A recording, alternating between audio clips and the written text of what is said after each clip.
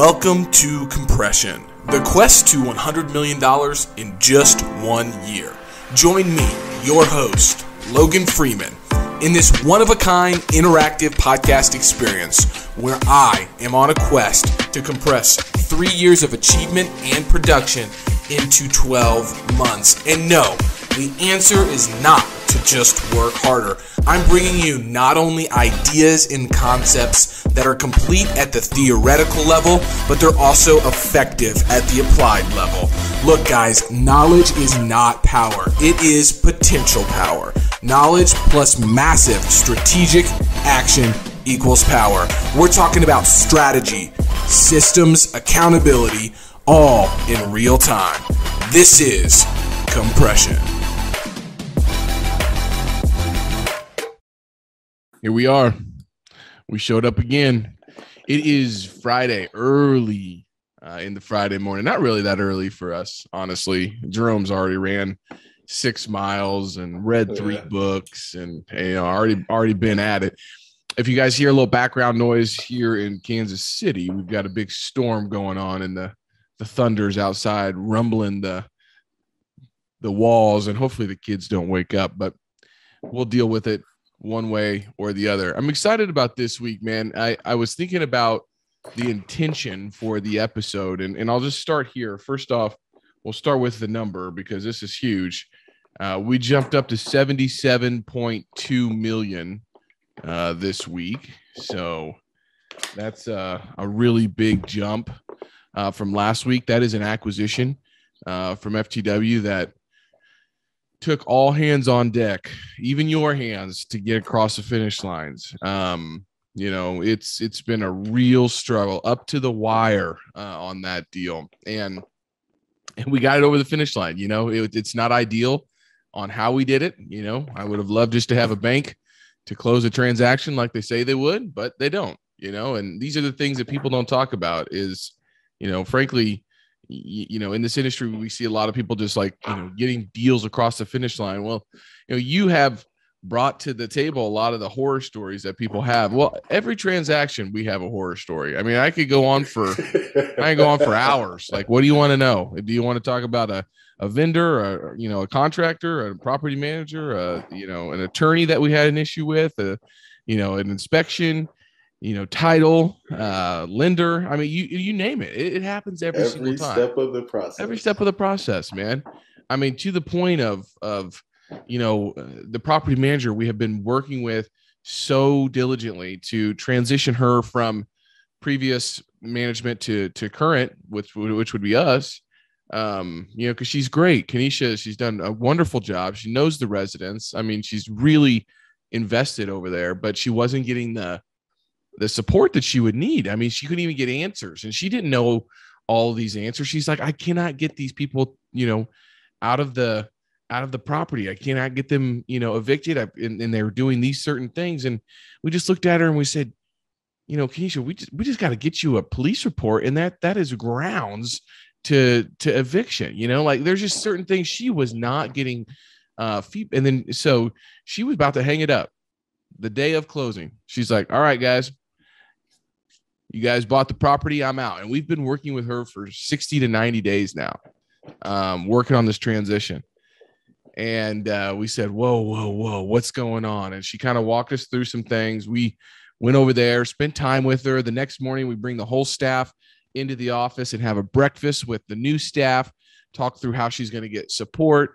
And we got a text message that she's, unpacking her boxes, the day of, which was, I mean, it was just a huge relief, but up into the last second on this deal, and then we close, and of course we've got issues already. So, at the end of the day, man, it's just, it's a big win to be able to have the confidence, the team, and the competence to be able to do something like we did. It's a huge feat, a $9 million project, 162 units, 12 different buildings, not managed that well beforehand. I mean, it's just a big deal here in Kansas City.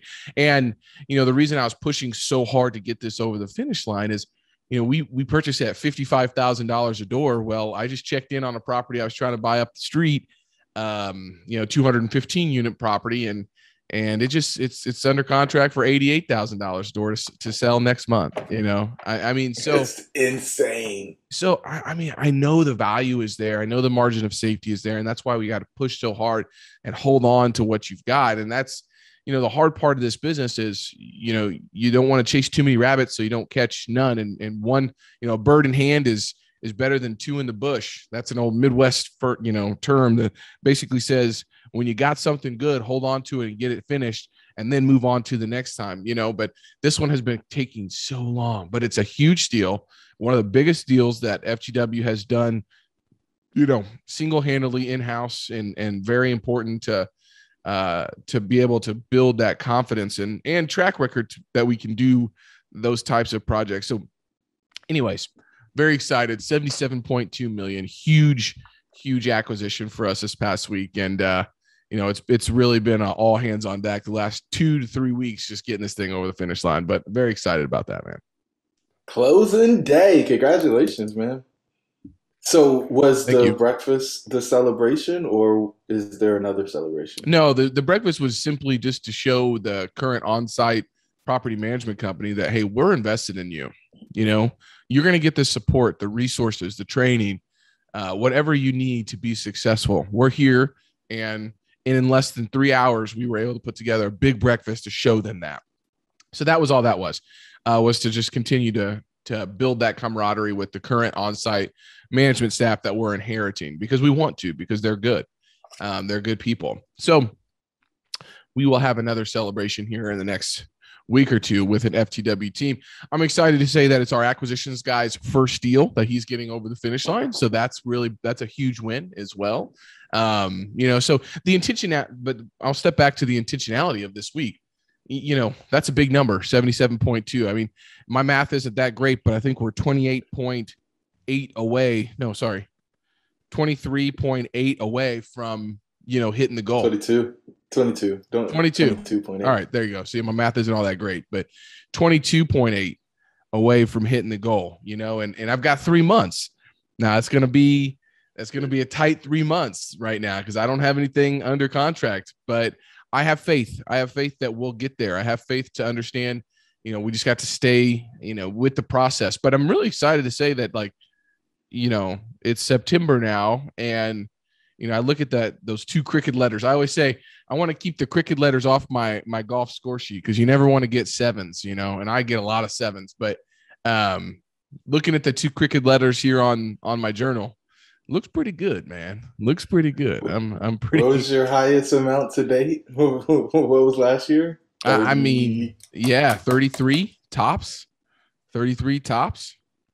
So that's. And last year was a big year, Last year was a really big aggressive. Year. Like, whoa, how did that happen? Yeah. Yep. It might have been a little bit more last year, probably 45 to 50 actually last year. 33 was the year before that. So, but still, that's we're sitting here in September at 2 crooked letters. And so the intentionality that I wanted to mention was this. I've been doing a lot of thinking about positioning, a lot of thinking about what's the next move, a lot of thinking about zigging when everybody else is zagging, a lot of thinking about when everybody's looking left to look right, because, the stars seem to be aligning right now for a lot of folks to getting these deals over the finish line. And what Steven Schwartzman says about,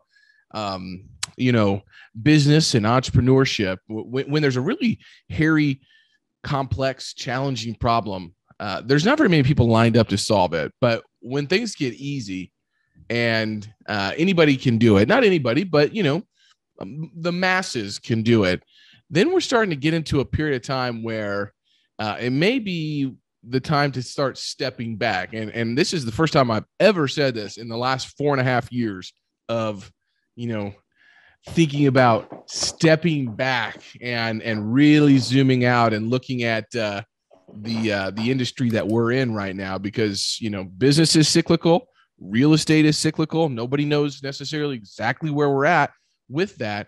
But what I do have a really good pulse on is transactions that are happening in my market.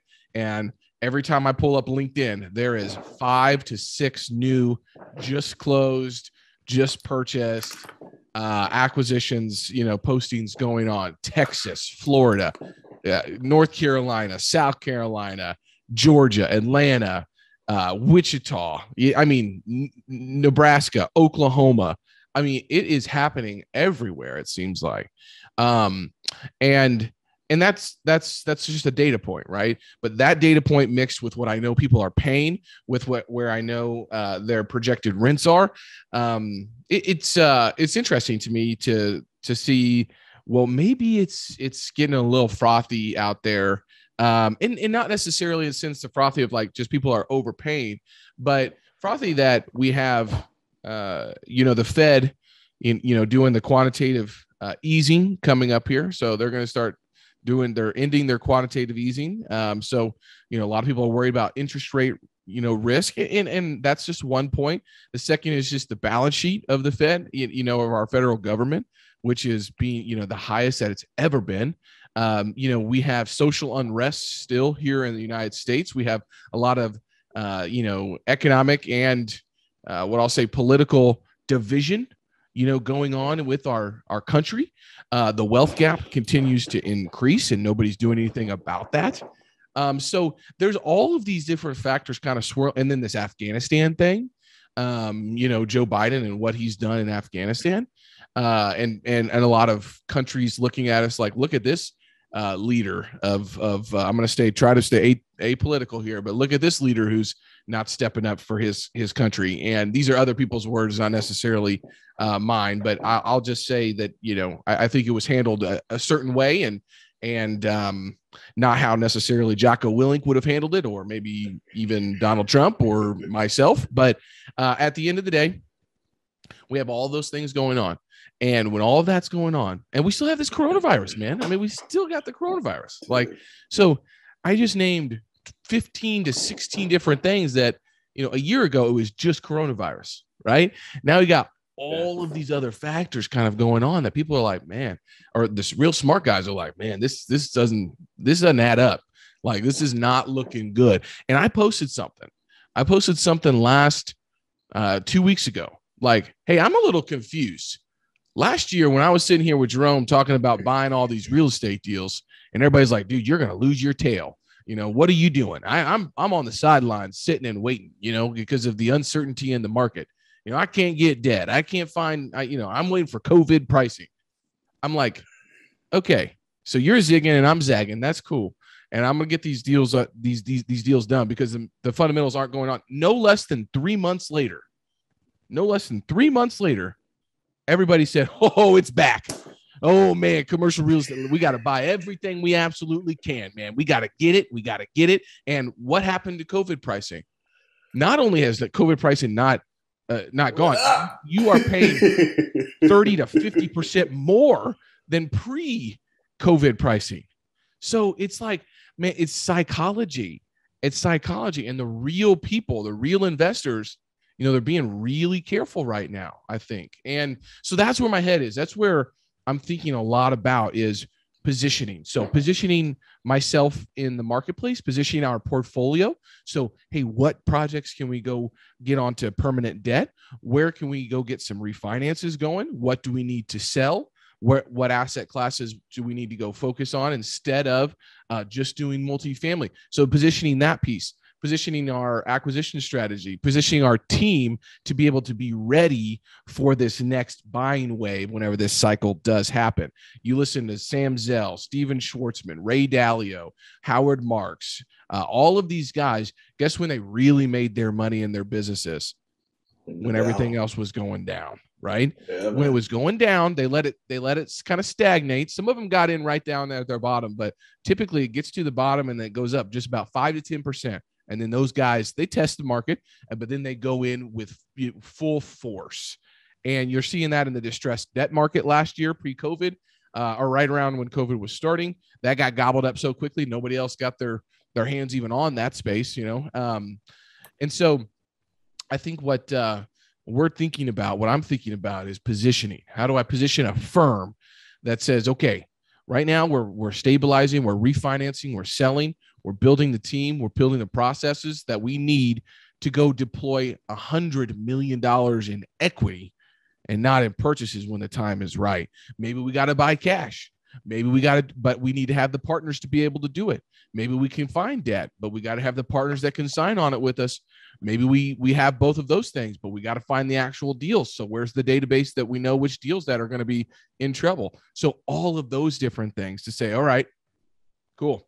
We'll pause for 6 to 8 to 12, 18 months, continue to do what we're doing, buy the good deals when we do. But when this dip happens, I'm going to see it before anybody else sees it because I'm thinking about it and I'm not worried about what people are doing on LinkedIn. And I'm going to find it, and then I'm going to deploy $400 million worth of acquisitions into the market. And so I think that's where my head is just thinking about positioning, thinking about cycles, reading Howard Marks and Ray Dalio and all the and Charlie Munger and Buffett, trying to get my head and my firm positioned well for when this next cycle may or may not happen. And it's not that I'm, bearish and I'm not going to purchase anything, but I'm not going to go do what I see happening all across the country, especially here in Kansas City. That is just a good way to lose your business and to lose a lot of money. So anyways, positioning, zigging when everybody else is zagging, thinking about things that other people aren't thinking about, talking about certain things that other people aren't talking about. And if you think about it, the folks on LinkedIn and the podcast guys and gals that are doing all these deals, they're incentivized to continue to making the outlook look rosy because that's their business, is raising money. That's what they have to do. They have to keep the confidence going. Well, that's not what I have to do. I don't need to do that. What I need to do is position ourselves in a place that we can find those opportunities to go capitalize on when the time is right. I don't need to just make the outlook look rosy. I have to be a fiduciary of over $30 million in equity right now. So I don't need to go, market to folks and try to convince them that this high is going to continue to be higher and higher and higher. It's never going to pop, because it is. And we're going to talk a little bit about that in the learnings. I'm going to talk through that, but that's where my head's at, Jerome, this week is trying to show folks that, hey, when everything looks really good, when everybody is smiling and doing all this stuff and doing transactions, but when you peel it back a little bit, coronavirus, Afghanistan, Fed's balance sheet, interest rates, division in the industries, division in our economy, in our country. You've got China as a rising superpower. You've got all of these different things that people are just kind of, it's okay. It's going to go away. No, it won't. That's exactly what that causes issues, and once you understand that people are behind crashes and bubble burstings, you have to understand that their psychology is what causes that. It's not just one big event. Yeah, sure. Coronavirus can create a recession, right? Supply and demand issues, all this stuff. But typically these cycles happen because people start acting in one way and they continue to act. And then the herd mechanism happens and everybody jumps on the bandwagon. I see a lot of bandwagon happening right now. And so I'm going to pause because I went on a little bit of a rant, but that's where my head is right now. I've got to be thinking differently. I've got to be smarter. I've got to make better decisions, and I got to use the data that I have to make those bets. Whenever I came on record last March and said, we're buying multifamily, and this is why, people were like, dude, you're crazy. Well, great. Who's crazy now? And so maybe this proclamation will, get a lot of people like, dude, you're wacky, man. Look at the stock market. Look at all this stuff. Well, okay. So, anyway, I'm gonna pause right there, man. Let you react to that, but that'll give you an idea of kind of what I've been thinking about a lot and trying to focus on this week. I think I'm going to go on a little rant here too. So here's the thing. I think you're in the right spot. I think we've got to be strategically opportunistic, without a shadow of a doubt. People just buying things for the sake of buying things because, what about inflation? What about this? What about that? Every time you place capital in a deal, you experience opportunity costs, period. And so, you could say, I don't want my money to rot in the bank, but if you buy something and you pay too much for it, you inherently are doomed to fail. Because even if you execute your business plan well, your property could be worth less than what you paid for it when you get to the backside of it. Right. And nobody wants to hear that, but that is a true story. You've truly got to understand what the assets are worth. Mm-hmm. And, people want to avoid taxes, so they do 1031s, and then they overpay on the 1031 because they've got the timeline. Yep. They run up against the end of their timeline. I truly believe that you've got to make great decisions right now. And I was talking to Dave Lindahl, and he said, Jerome, Yep. you can make money in any part of the market. It doesn't matter whether it's up, down, in the middle, on the way up or down. Absolutely. Because he wrote the Emerging Markets book. But you actually got to know where you are in the market. You need to be very, very careful right now because certain places are about to go into a decline or a recession. And I just sat there and looked at him because he's the guy that really was the first multifamily educator. He had the system where he was finding emerging markets, riding the wave, selling at somewhere close to the peak, and then getting out. But he looked at me and he said, look, man, I'll never do this again. I did a 400-unit deal, and I lost money. It was too ambitious. I got caught in the market. It shifted, and I couldn't get out. And I paid all my investors, but I personally lost money. Yeah. And that's where I think we are. I'm watching people buy construction projects. This deal around the corner from one that we own got marketed as 80% of the renovations haven't been done yet. Yep. They increased the price by 25% from what the person paid for it. That person paid 20% more than we paid for a deal within a 6-month period that is nicer. We have townhomes. These are studios like on top of each other or garden, whatever you want to call it. And people are clamoring to grab the deal. Yeah. So as soon as that deal trades, we're going to market again, right? Because if people are willing to buy whatever at whatever price, then we need to be net sellers in that market. Yeah. And I know you guys have done your first few exits and turned some crazy returns, and I think you continue to capitalize off of that. But, at the end of the day, I hope our listeners are taking the time to make sure that they aren't just buying for the sake of buying. Yeah. Don't just buy a deal or do a deal so you can say you did a deal. And because you see other people posting that a deal closed. Here's the thing. What you don't know is that the vast majority of people are all claiming the same deal. Oh my gosh. Positioning it as their own. Yeah. And, great. We could talk about door counts. We could talk about all this stuff, right? And, if Logan's got a deal and I've got 1% of that deal and it's 400 units, well, I can say I've got 400 units in my portfolio. Yeah. But I just don't know if that's an accurate indicator of my wealth, my ability to sign loans or any of that stuff. And, if you raise $100,000 for a deal, or, in some cases, I'm seeing people say, hey, I raised a couple of $1 million, but they didn't send you the check. Right. And there is a gap between somebody saying, hey, I'm interested, my soft commit, and me doing the wire. Yep. And if you haven't done a deal, you haven't experienced that yet, I can promise you're in for a rude awakening when it comes time to stroke the check. Yeah. Well, these are good points. I don't want to get too in the weeds on the real estate side because not all of our listeners are there, but just know you could probably apply that same mental model in about just anything else in your business. So we're in a very interesting time. I've been harping on that, my feeling that we've been in some weird or not weird, but different period of time, or we're transitioning into a different period of time for the last 3 to 4 months. It's starting to really come to a head, and I'm starting to put some actual words to that thing. And we'll talk a little bit more about that later. So that's the intention for the week: positioning, zigging, zagging, looking left when everybody's going right. What was I focused on, this week? Well, before we started recording, I'm, taking 2 days off. So Thursday and today I'm taking off from work per se, because we were supposed to be in Florida on a family vacation. And, just as a family, we decided not to go to one of the states that has the highest COVID rating in the country right now. And with 2 kids, I just thought that would be, just why. So we're going to have a staycation. And so, yesterday I got Taylor out on the golf course, which was pretty cool.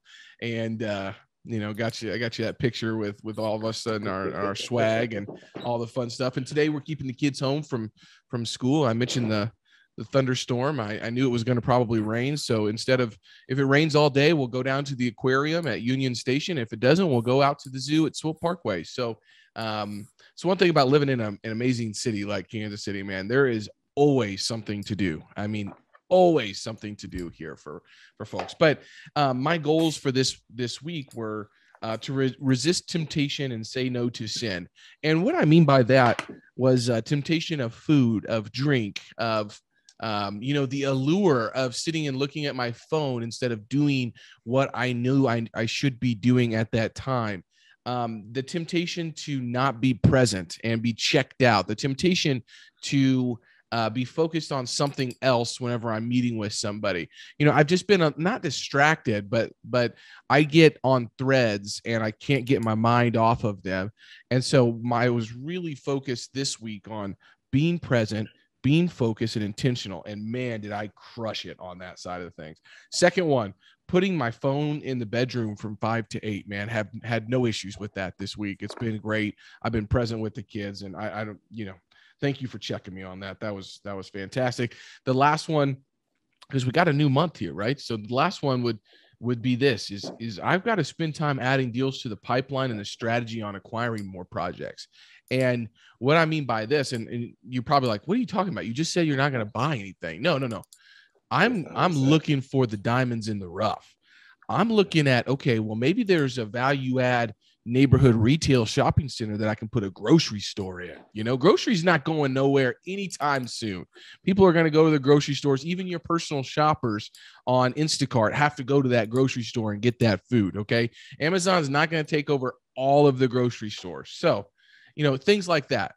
Can I go find a shopping center and lock in a 15-year lease with a national credit shop, grocery? So just thinking about how I can bring new projects. I found a hotel here in Kansas City, a 29-room hotel that I'm thinking about, transitioning over to a master lease with the nonprofit that I sit on the board of, so we can place 29 homeless people into a restart client, so things like that, right? I'm thinking about, maybe building an RV park at the Lake of the Ozarks, right? So it's not just the down the middle multifamily projects. It's time for me to get those opportunities in front of our team and start vetting out what looks good in today's market cycles and today's climate. So those are the three things that I was focused on this week and focusing on this month, which is great. And the biggest one there was staying focused. So I wrote down in my journal to stay focused on using Monday. And, I got behind really big time on my email as well. And so I needed to get through some email. And, I procrastinate on email because it just keeps getting bigger and bigger and bigger. And, I'd much rather be reading. I'd much rather be listening to a podcast, going out, running, doing all that stuff. But it's a part of my business that I have to just buckle down. And when I had the chances to do that this week, I ate the frog and I got the stuff done. And man, I could tell you, the opportunities are starting to flow in. The energy is starting to be magnetic again. And that once you get the flywheel going, it just continues to roll. And so anyways, I was really excited to say that, this week I did a great job on prioritizing and executing on things that I didn't want to do. And maybe that's because I knew Thursday and Friday I wasn't going to be working full time, or maybe that's because I said, man, it's just time. You've got to lead this firm into where you need to go. And the only way to do that is being in it like nothing other. So I think that I did a really good job with some of those things this week. And so we've talked about some of these wins already. On my daily disciplines, what I added in was the phone in the bedroom from 5 to 8. And or I put it in my office in my bag.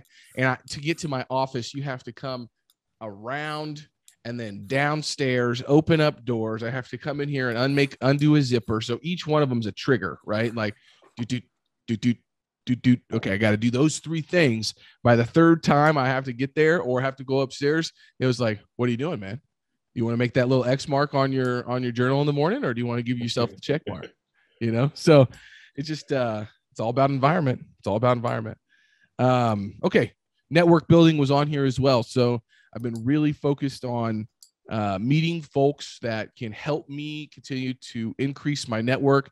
I've been delivering swag boxes all over the city. I've got people wearing our stuff out on golf courses, at events. I've got new relationships being built. I've got events that will be starting. And one cool thing that we haven't mentioned here on the network building for next year is the private club that we're building. And I just got the floor plans. I've got the logo. It's the Kansas City Streetcar Club. And, it's going to be about 5,000 square feet of tables, chairs, a massive bar, lockers you can put your alcohol in. We're going to have a cigar room. We're going to have a putting green. We've got darts, pool, all of the fun stuff. But I figured, since I have that club in the basement of the building that I office out of every single day, why not start putting programming around that club? I can drive membership, but I can also bring in speakers. So a big piece of, being in the country clubs is to get to know the people. Well, they want to get out of the country club a little bit and go see what's going on. Well, where our building is, and the club that we're building, is right in the hustle and bustle of Midtown, where the streetcar's going. And it's just a cool area. A lot of people that live south, that are wealthy, they don't get up north all the time. And so it's good to bring them back in north and have a centralized location. We'll have that with the streetcar club, which is really cool. And I've got some really good ideas around happy hours, speakers, poker tournaments, sporting events, all of those different things that we can start to drive intentional networking at the club that I'm going to build and own. So that was just another cool idea, man, that you kind of pushed me on to figure out how I can continue to do that. And I have to look at my life and my world now as, if this is true, if this statement is true, that opportunities are attached to people, then I need to create people meeting other people. And so now my life is not necessarily just on the phones all the time or the podcasts all the time. That's important. But I know a very successful, maybe the most successful insurance guy, or one of them in Kansas City. And he runs 12 different peer groups. He's on 4 different boards of nonprofits. I mean, he's made a business doing that. I met with him this week. And so it was really good to talk with him. And I got to look at my life intentionally every single day, or every single one day out of every single week, to say, okay, who am I meeting with? Who am I bringing together? So it's not just you meeting people one-on-one. It's, hey, I played with my buddy Frank the other day. He's a member at a country club here in Kansas City. I said, Frank, we need to get together. We're doing business together, but I want to bring 2 other guys that will help your business move forward. And so I brought 2 other guys that I know Frank could do business with, and vice versa. And so now I'm the connector of all of these different little circles. And that's what's being powerful, right? That's the powerful piece of network building. How can I help you build your business? And then I be the guy, when you think about commercial real estate, is to give a call. Now I can either help you or get you to somebody that can. And it never feels like selling when you're doing that, when you're just helping and you're just problem solving. And so again, you can tell I've been doing a lot of thinking about this network building, but how to be, and it's not just, oh, that guy knows everybody. No, they know everybody that will actually do things when you call them. And it's because they're intentional about it. So when that email comes through, that CEO of that company responds like that, not, oh yeah, I've had coffee with that person. No. I need, whenever I call, you answer, and whenever I email, you send one right back, or a text. So, and that just takes time and intentionality. So, our mutual, I'll call him friend, Brian Adams, is very intentional about this. Mm-hmm. He's what else can I do for you? That's right. I get paid for, and David Metzler talks about it too. It's like, I get paid for these activities, and these I don't, but they're part of my value proposition.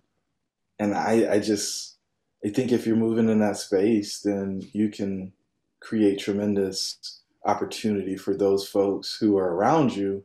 And it's going to attract more people to you, because they know that if you stay close to the fire, you'll get warm.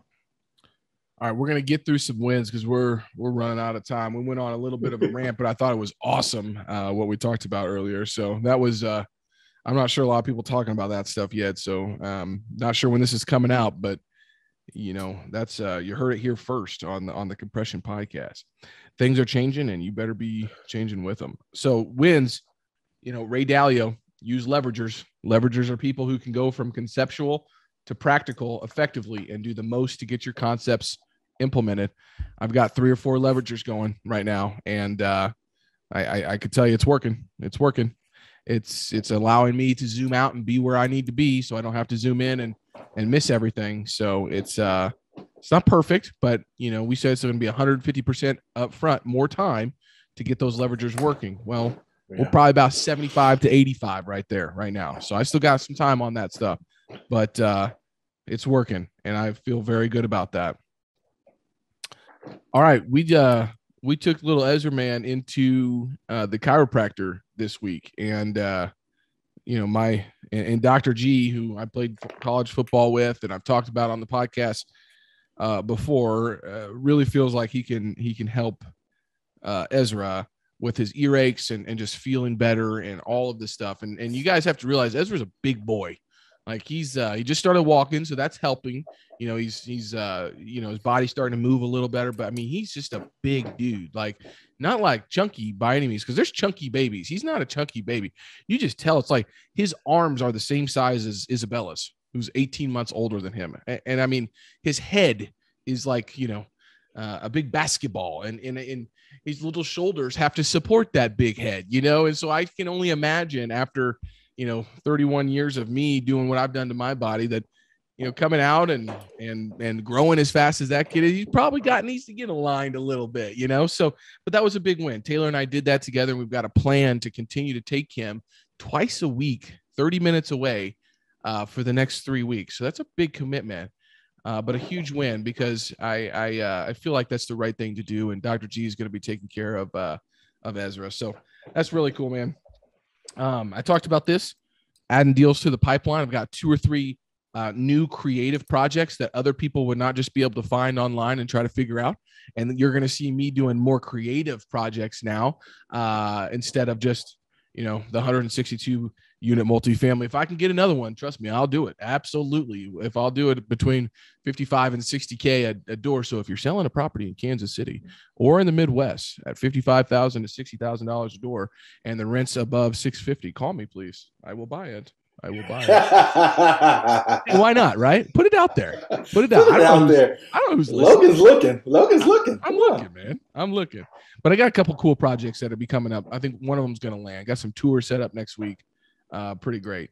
Yesterday with Taylor was awesome. Kids at daycare, us one-on-one. We haven't spent a day like that together 6, 8, 12, 15 months. I don't know. Wow. It was just special. I've been looking forward to the weekend with the family. I've been locked in on the tasks, man. No procrastination this past week. And then obviously closing the 162 units. So those are all the big wins. And that's literally in 3 days. All that stuff happened, which was pretty cool. So losses, man, we've got a project in Lincoln, Nebraska that is kind of stalled right now, and not stalled that, it's not moving forward. It's stalled that our process on getting legal documentation on, I've got all of these reservations for 2 weeks now. Had the webinar, had the reservations sitting there, oversubscribed, and I got no legal docs to subscribe people to, and that's a loss. And if you're listening to this on the Parkview Lincoln deal, we're very close, but since it was a tenancy in common alongside of a syndication structure, it turned out to be way more than we originally thought.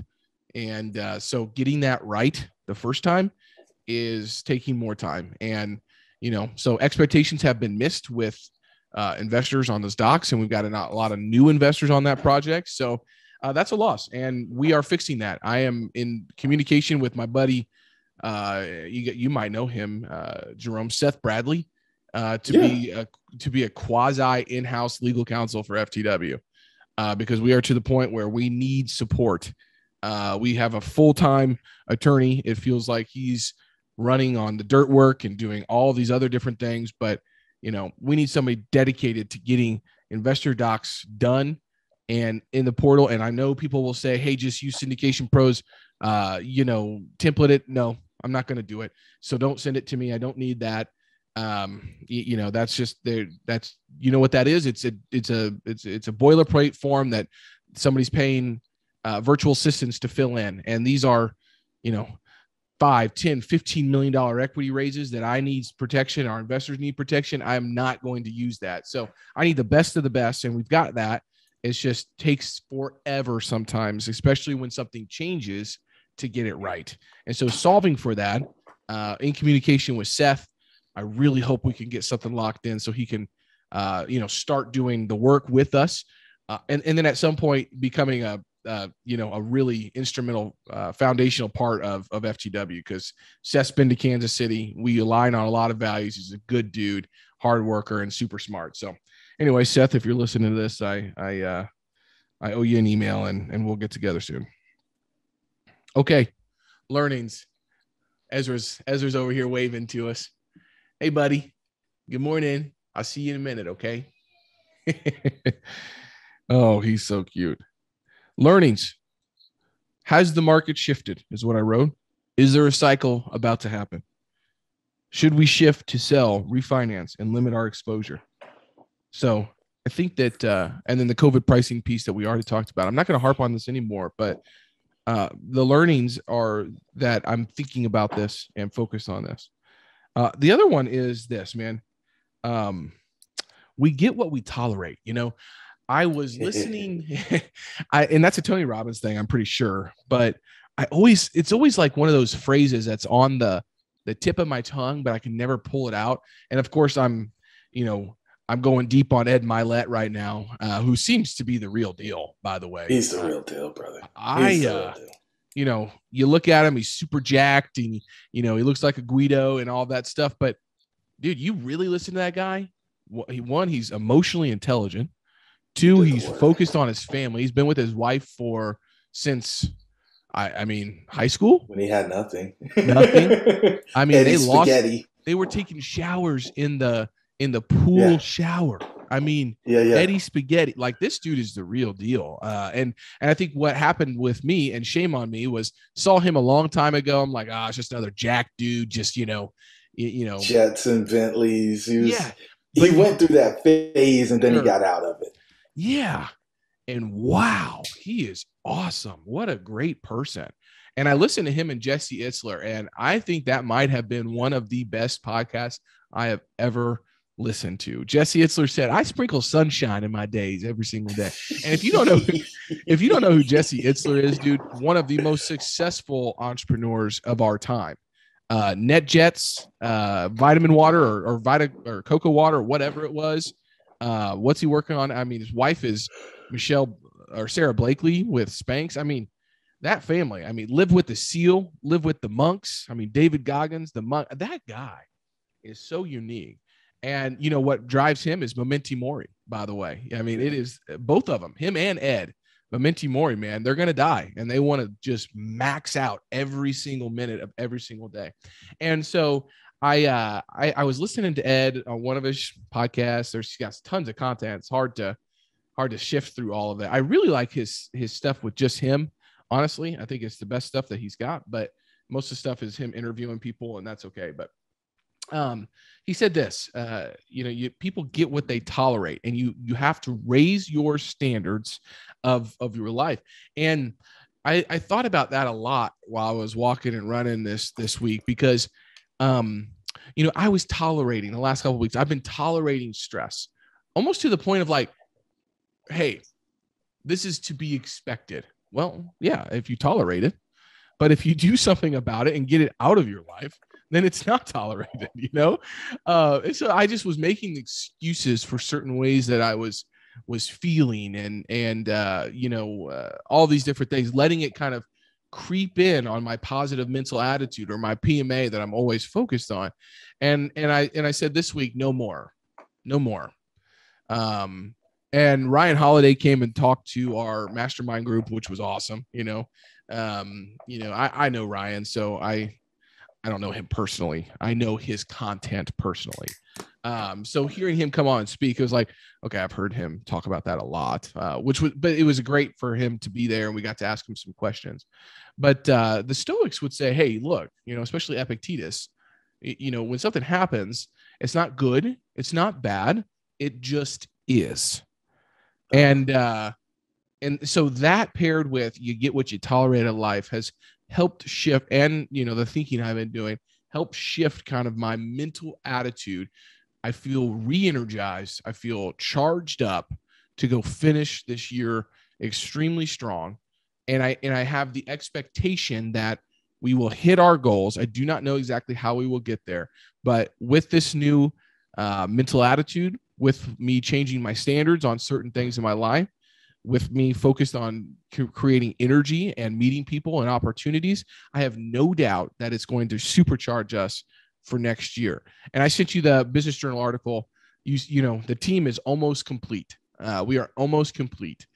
We need another executive admin. We need investor relations. We need an asset manager and a construction manager. So I got 4 more to go get. And I'll be patient with that. I'm going to find the right talent because some of those are very, very key roles. But that gets us from 11 to about 15 or 14 or 15.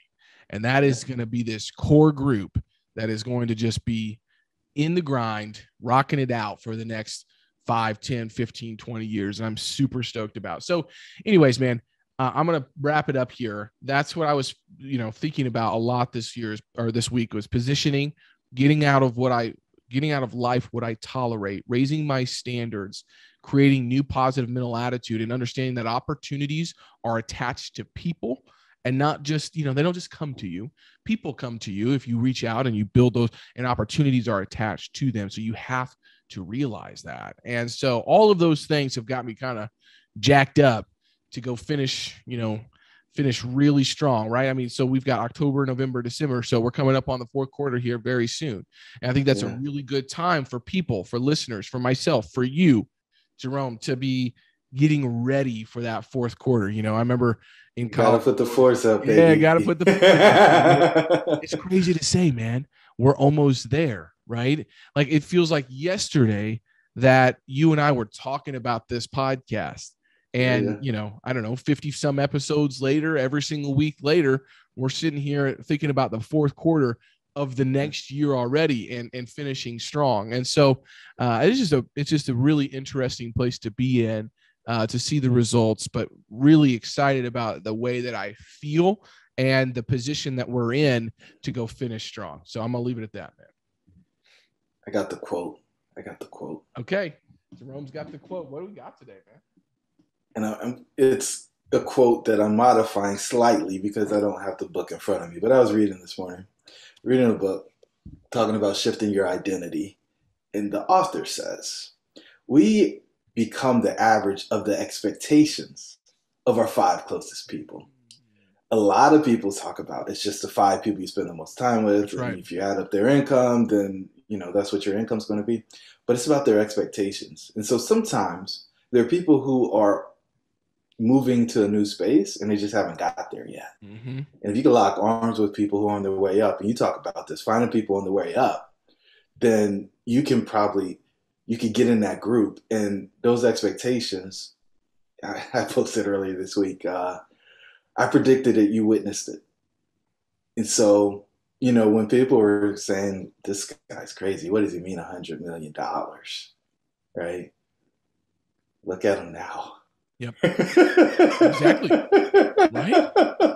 Expectations, man.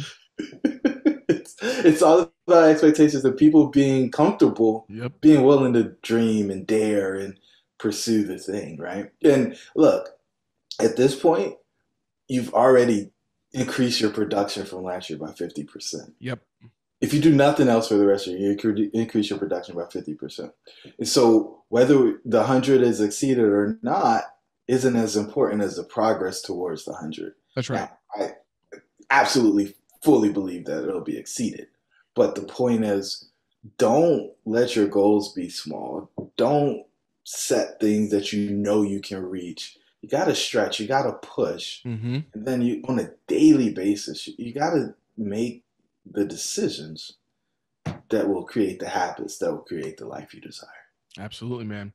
Well, that's a beautiful thing. I've not even heard that. So you'll have to shoot me a text on who that was or what book that was, because that's great. Ed Milet was talking about proximity earlier this week, and he said proximity is influence. Proximity is influence. And so it is so much about not just who you're spending time around with, what are the expectations of those people. And, what I love about Ed and his friends is like, he will meet or acquaintances. He will meet Jesse Itzler, and Jesse Itzler will like say, "Hey, Ed, do you have your gravesite? You have your tombstone picked out?" And Ed's like, "No." And he's like, "Well, you're not taking life seriously then. If you have not thought about that and put that in place, you have not." And this was live on Ed Milet's podcast. And Ed was like, "Thank you." Like that's what I've got to have. That's what we've got to have as a collective unit. As you being my corner man, as other people are around, is the ability to say, well, you're not taking that seriously then. That's what I want to hear. I don't need somebody just saying, "Yes, sir. Good job. Good job, man. You're a rock star. You're a rock star." Don't need that. This ego is big enough. Trust me. I don't need to inflate it anymore. So anyways, I think that was a great episode today. Really, really interesting. We dove into some great topics. More to come on that. $77.2 million of real estate done this year. Compression is working. Thank you for listening, for tuning in for another episode of the Compression Podcast. I'm curious to know, and please reach out, folks, if you have ideas or suggestions for what the Compression Podcast should turn into next year. I obviously have ideas. We'll come out and we'll probably do a whole episode of just hashing out what that looks like and record that and make that live for everybody so people can give us some feedback. But I've got some really cool ideas. I know Jerome does as well, but I very well may be creating a TV show in Kansas City next year. I don't know. I mean, that's my big dream and goal is to, why on HGTV are all these house flippers out there? Where's the syndication? Where's the multifamily? Where's the commercial real estate? Does it not work? I don't know. I got to find out though. It's something that's a little bug in my ear that says you got to find out. So maybe something turns into a TV show next year, which would be really cool. Anyways, thanks for joining for another episode of the Compression Podcast. We always appreciate you sharing this. Feedback is always welcome. If you love this, share it with somebody else or leave a review for us. Jerome, thank you so much for tuning in, man. Have a great day. Out. Hey compressors, if something you heard struck you, made you feel a little bit uncomfortable, good. Head on over to compressionpodcast.com. And then you can also subscribe wherever you listen to your podcast at. If you feel inclined to, please leave us a review. It's obviously helpful. But instead, I'm going to call you out today. I'm going to call you out and make sure that you do your part, sharing this message by sharing it with one person that might need to hear what we talked about today. Be great. Nothing else pays.